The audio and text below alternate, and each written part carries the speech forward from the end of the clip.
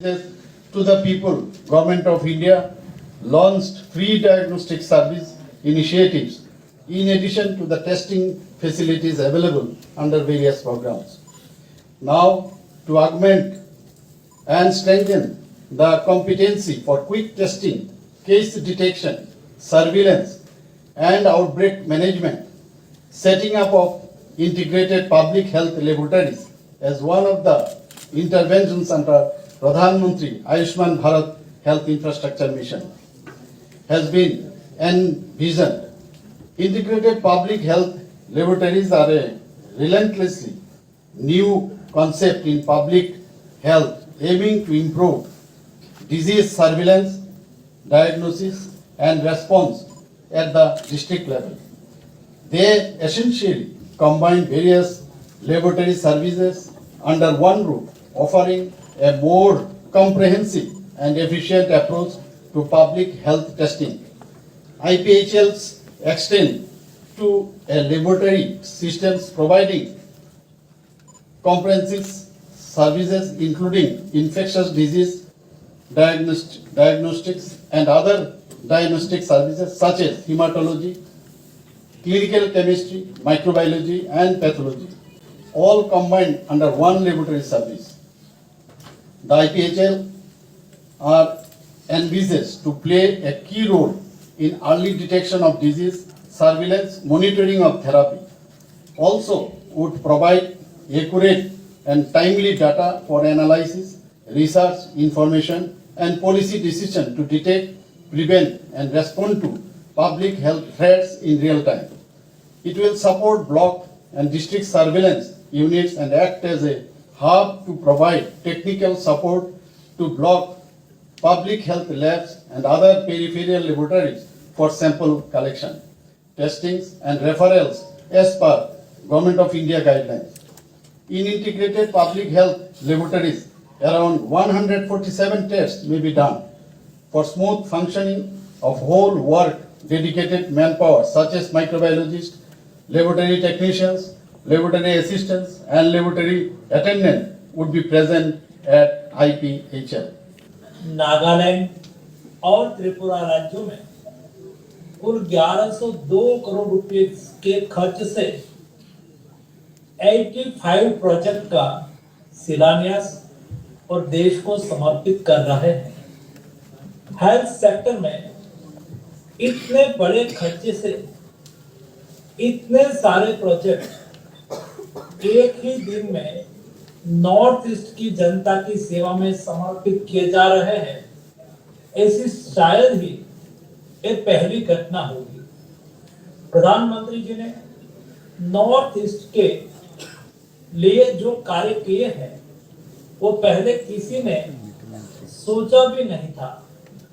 प्रधानमंत्री जी ने सत्ता संभालने के साथ ही अपना कमिटमेंट उसी वक्त दिखा दिया था जब उन्होंने कहा कि लुक ईस्ट नहीं एक्ट ईस्ट के मंत्र के साथ नॉर्थ ईस्ट की जनता के लिए रात दिन हम काम करेंगे। प्रधानमंत्री जी एक पहला वैचारिक बदलाव लेकर आए कि जब ऐसे दूर दराज क्षेत्रों के लिए सरकार की तरफ से कहा जाता था कि यह अंतिम गांव है। प्रधानमंत्री नरेंद्र मोदी जी ने यह कहा कि यह देश के पहले गांव है। इस सोच में बदलाव के कारण इस क्षेत्र को पहली प्रायोरिटी मिलना शुरू हुई है। नॉर्थ ईस्ट और हिमालयन क्षेत्र में बसे गांव के लिए वाइब्रेंट विलेज जैसी योजना चलाकर इन क्षेत्र में बहुत प्रभावी कार्य किए गए हैं। नॉर्थ ईस्ट क्षेत्र के स्वास्थ्य सुविधाओं के अभाव में लोगों का पलायन हो रहा था। इसके साथ ही शिक्षा, आरोग्य, कनेक्टिविटी और रोजगार का भी अभाव था। इन सभी पहलुओं पर सरकार ने निरंतर कार्य किया है। हम स्वास्थ्य सेवाओं की बात करें तो रिम्स, रिपन्स, निग्रिम्स और असम में एम्स जैसे संस्थानों का विकास करके यहाँ पर शिक्षा, आरोग्य और रोजगार के अवसर तैयार किए जा रहे हैं, जिसके लिए पहले लोग इन क्षेत्र से पलायन करते थे। प्रधानमंत्री जी के विजन और असम राज्य के यशस्वी मुख्यमंत्री श्री हेमंत बिस्वा शर्मा जी की डबल इंजन की सरकार के कारण असम राज्य ने टाटा मेमोरियल इंस्टीट्यूट के साथ 14 अन्य कैंसर इंस्टीट्यूट की मदद से असम राज्य में कैंसर ट्रीटमेंट सेंटर्स का एक ग्रिड तैयार किया है, जिससे पूरे नॉर्थ ईस्ट को बहुत बड़ा लाभ मिला है। आज देश के अन्य राज्य भी इससे प्रेरणा लेकर कार्य कर रहे हैं, जिसके लिए मैं असम की सरकार को बहुत बहुत बधाई देता हूँ। नॉर्थ ईस्ट के 7 राज्यों में जो स्वास्थ्य सुविधा तैयार हुई है, वह लोगों को उपचार और युवाओं को तालीम एवं रोजगार के साथ इन क्षेत्र में तरक्की के नए द्वार भी खोलेगी। आज हम नायपर गुवाहाटी को राष्ट्र को समर्पित और नायपर हैदराबाद एवं नायपर रायबरेली का शिलान्यास कर रहे हैं। आज फार्मेसी ऑफ द वर्ल्ड माना जाता है। हम देश में फार्मा सेक्टर के लिए एक राइट इकोसिस्टम तैयार कर रहे हैं, जिसमें रिसर्च और डेवलपमेंट से लेकर उत्पादन तक की सभी चीजों में आत्मनिर्भर बनने के प्रयास किए हैं। कुशल प्रशिक्षण एवं रिसर्च के लिए नायपर को तैयार किया जा रहा है। रिसर्च और डेवलपमेंट के लिए स्कीम चलाई जा रही है।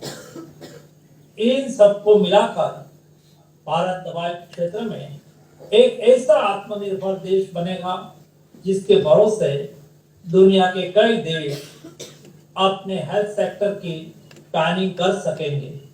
नायपर इंस्टीट्यूट हमारे रिसर्च, ट्रेनिंग और मैन पावर क्रिएशन को बल देंगे, जिससे हम हमारी फार्मा इंडस्ट्रीज का वैश्विक स्तर पर एक स्वर्णिम स्थान सुनिश्चित कर पाएंगे।